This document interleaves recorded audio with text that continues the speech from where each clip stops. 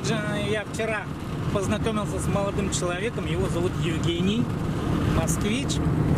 Женя, расскажи, пожалуйста, ты в Хакасию в первый раз приехал или был уже раньше здесь?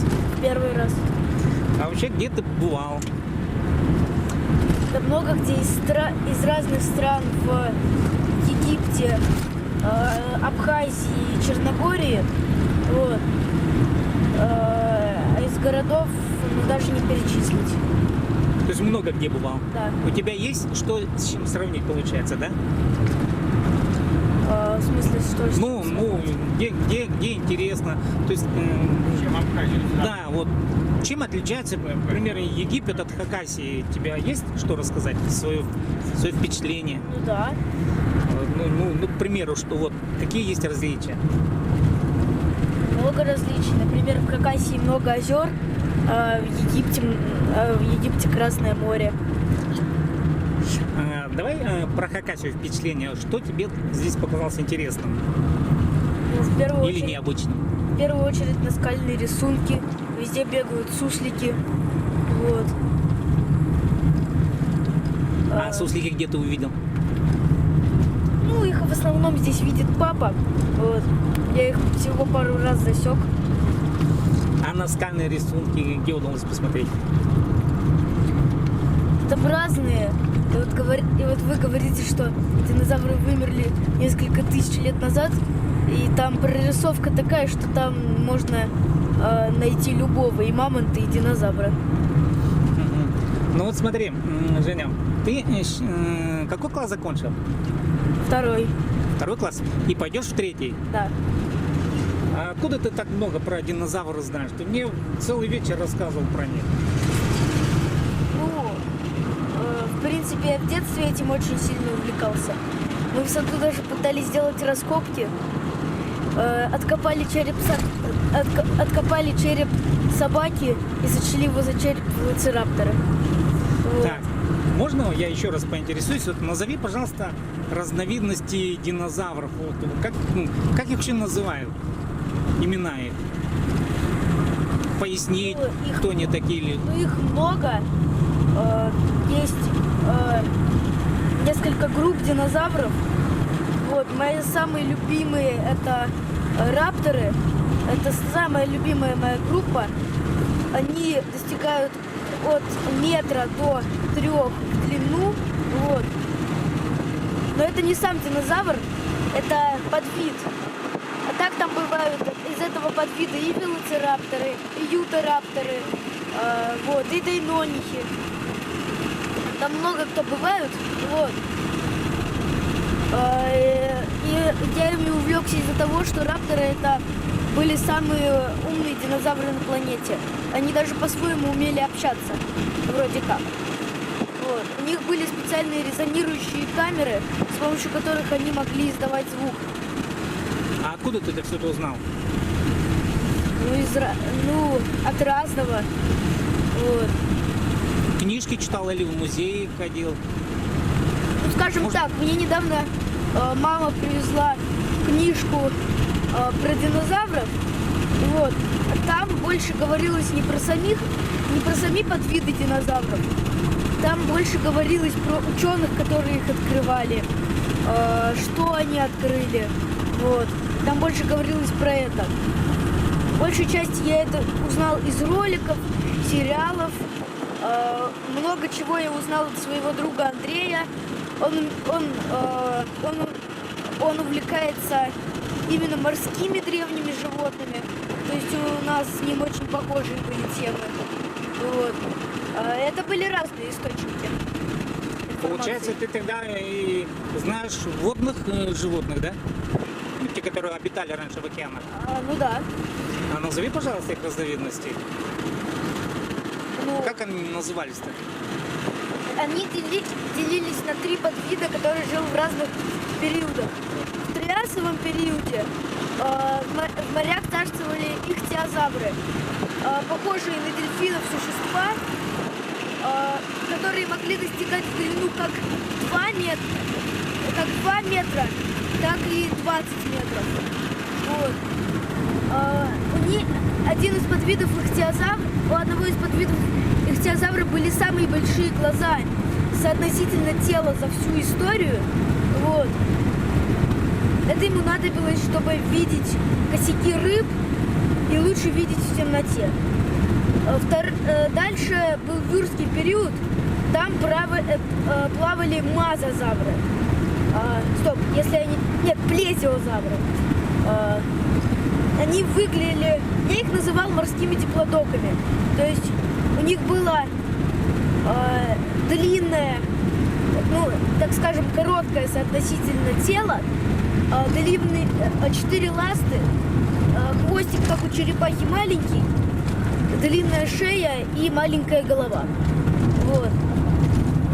У самого длинного шея могла достигать 6 метров в высоту. Вот. Ну и третий меловой период, там уже были мозазавры. Один из них был Леупривродон.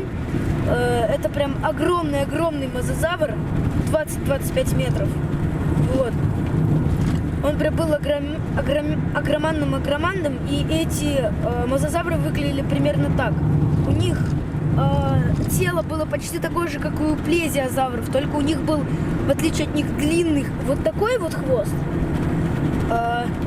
И у них не было длинной шеи, но зато очень большая голова была. Вот. Они могли и переключаться, но вот, получается, на мозазаврах эра царствования динозавров и закончилась. А почему их период жизни закончился? С чем это связано?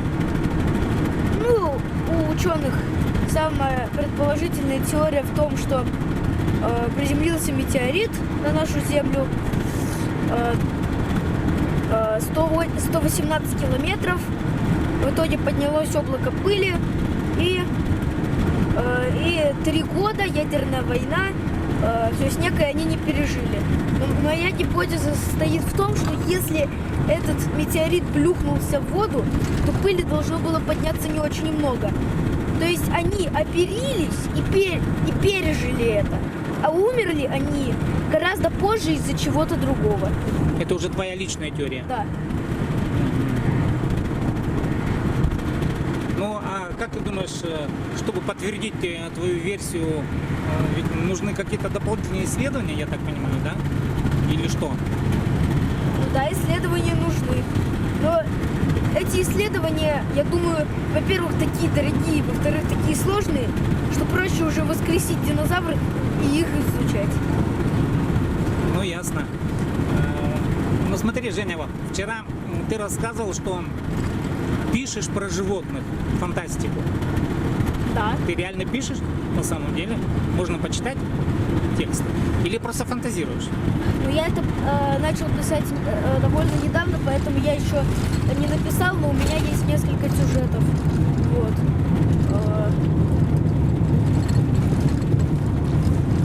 Примерно можешь рассказать сюжет, идею, о чем? У меня есть несколько книг. Первая из них, которую я хочу написать, будет называться «Титана Буа и не только». Она должна была делиться на 4 части. И первая часть про то, как там 18-летний мальчик и его 12-летняя сестра возглавляют экспедицию палеонтологов. Они летят на Северный полюс. Там они находят огромную змеюку 14 метров, Титану Буа. Такая реально существовала. Если сейчас самая большая змея — это анаконда 10 метров, она может скрутить слона, то это была еще как минимум на 4 метра больше и на полметра толще. А в чем заключается идея фэнтези?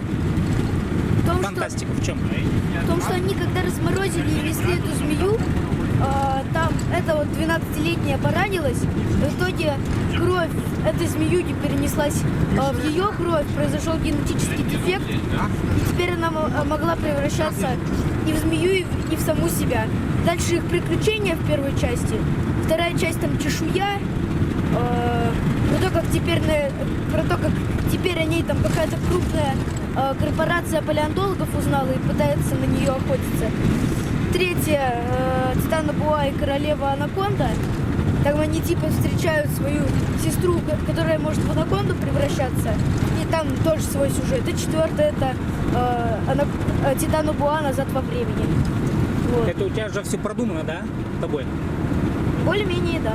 А ты с кем-то обсуждаешь эти, сюжет, фабулу твоей будущей фантастики? Ну, была идея моя, но, например, мою третью книгу про морских существ уже, которая, кстати, будет написана по мотивам недавно вышедшего фильма в 2018-м «Мег-монстр глубин».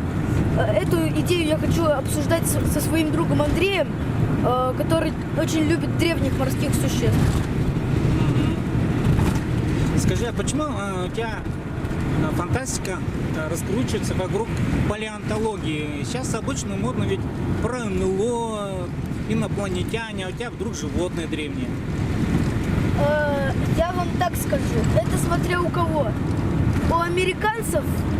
Даже у американцев НЛО было уникально как минимум 10 лет назад. Скорее 40. Когда у них как раз пошли эти городские легенды про то, что типа на зону 51 приземлилось это НЛО, светящиеся фонарики, человечки, вот. Это было актуально тогда. Сейчас немного кто об этом твердит, и проще уже смотреть сериалы «Звездные войны», чем смотреть вот это вот про НЛО. Ты считаешь, для себя это неинтересным?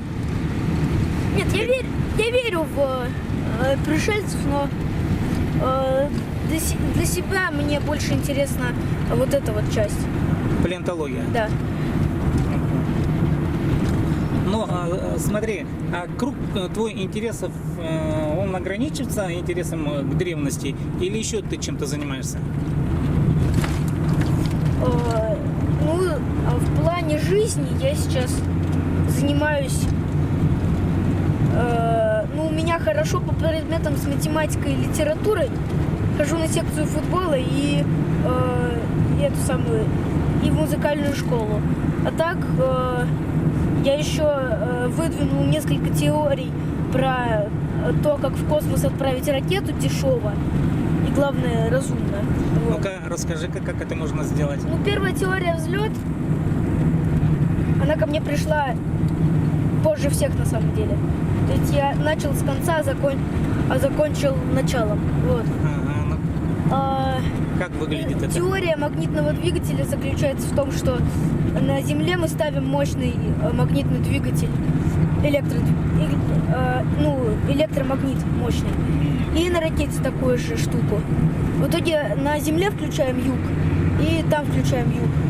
В итоге эта ракета как рванет и на километров 8 пролетит. Дальше теория самого полета заключается в том, что там есть такая барабанная пушка, есть такое изобретение. Там вот барабан, вставлены в него пульки, вот, в разные места. В итоге одна пулька выстреливает, барабан крутится, и следующая пулька встает на место той, которая выстрелила. Перезаряд, следующая выстреливает. Так у меня то же самое, только вместо пулек будут отдельные двигатели. Вот. То есть это будет хоть и большая затрата топлива, но зато ракета полетит очень-очень далеко. Ведь обычно принято ставить всего несколько двигателей на одну ступень, а здесь у меня будет куча-куча двигателей. А ты не рассматривал идею бестопливных технологий? Ведь на самом деле сейчас топливные двигатели, они уже как бы отходят в прошлое. Ну да, есть такие идеи парусов солнечных. Я тоже рассматривала эту идею. Просто эти солнечные паруса, это на самом деле дорогая штука. И если мы хотим толкать целый корабль, то это нужно как минимум 2 футбольных поля этих парусов. А это очень дорого. А за счет чего вот ты говоришь, паруса, они должны, то есть что должно придавать движение этим парусам? Какие силы? Солнечный свет. Вот. Но у меня идея приземления еще есть. Какая? На любую поверхность. Там она ко мне пришла раньше всех, причем совершенно случайно. Заключается она в том, что мы, допустим, вот он грузик, то, что мы везем, к нему прикреплены вот такие вот 4 пластины с каждой стороны. И они вот так вот пока что.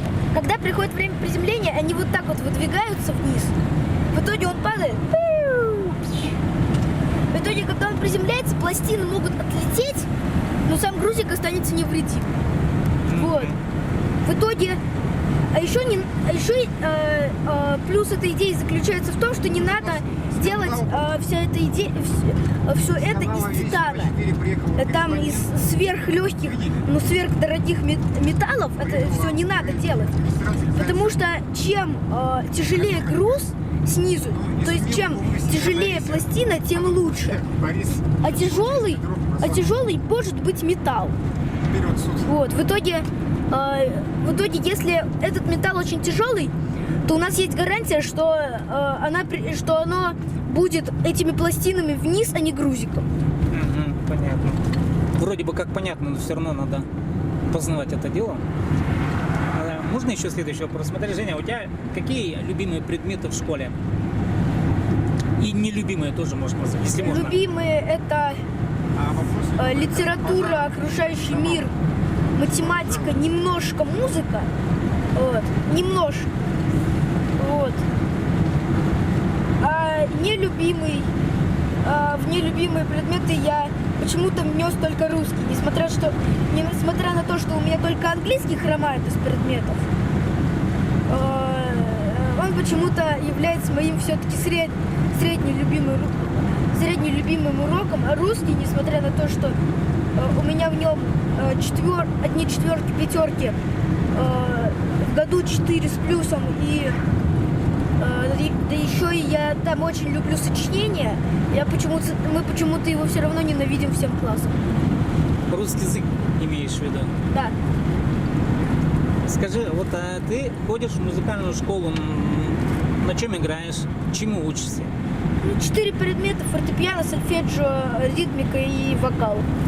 Ты учишься петь? Да. А какие у тебя мечты, когда станешь взрослым, кем будешь? У тебя столько много интересов, если именно не сложно выбирать? Про кем стану, это зависит от университета. У меня есть несколько версий, кем бы я хотел стать.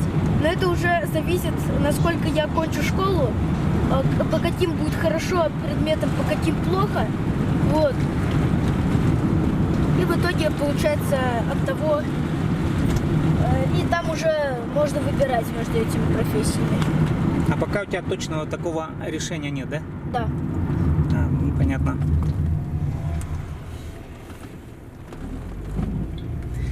Тебе нравится учиться? В школу ходить? Ну, я сказал, смотря по каким предметам. Вот, по-моему, младшая школа, даже 4 класс, это лучшее, что может быть.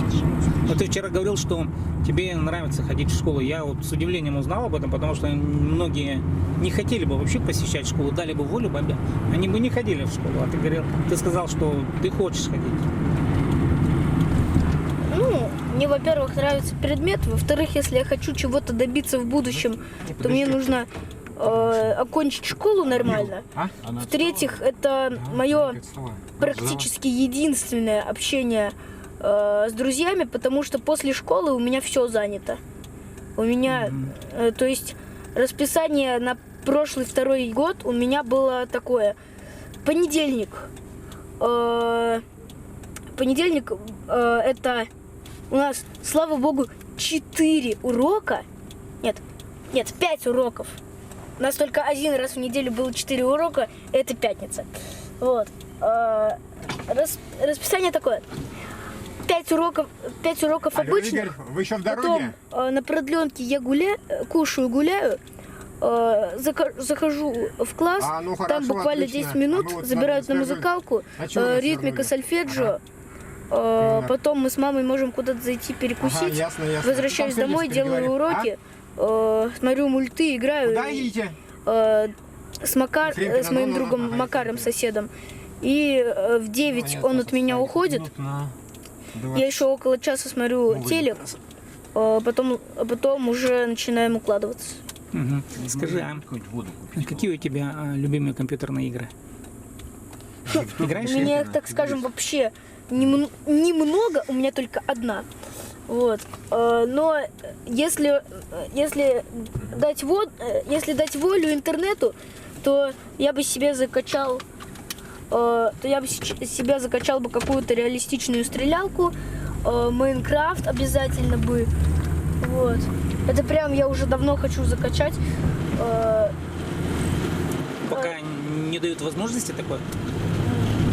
Ну, как сказать, не дают возможности. Внешние события, может, мешают? Обстоятельства? Знаете, знаете, Вы какие можете не все обстоятельства? оглашать, просто сказать намеком. Знаете, какие обстоятельства мешают? Папа мне не хочет ставить. Ну, понятно. Поэтому, а ну-ка, папа, в следующий раз, когда будет интернет, закачай. Ну, понятно. Приказ. Потому что папа, он заботится о твоем интеллекте, наверное, еще, чтобы ты не стал зависим от компьютерных игр. Я правильно понимаю? Я скорее стану... Я вообще не очень люблю компьютерные игры, и я скорее стану зависимым от Ютуба или курения, чем от вот этого вот. Как стать зависимым от Ютуба? Можно Ну, это пояснить? значит не вылезать из роликов. А если нету интернета, то... То есть ролики делать, выкладывать и сидеть только в Ютубе, да? Ты это считаешь зависимым от Ютуба? Ну да, я считаю, что если уж ты много смотришь ролики, то хотя бы час или два в день нужно уделять время друзьям, спорту и хотя бы от 20 до 40 минут, неважно какой-либо учебе. То есть все равно должна быть живая какая-то жизнь. Ну да. То есть если ты много смотришь, то тебе нужно еще на личную жизнь время. Хотя бы 2-3 часа в день. А то и больше.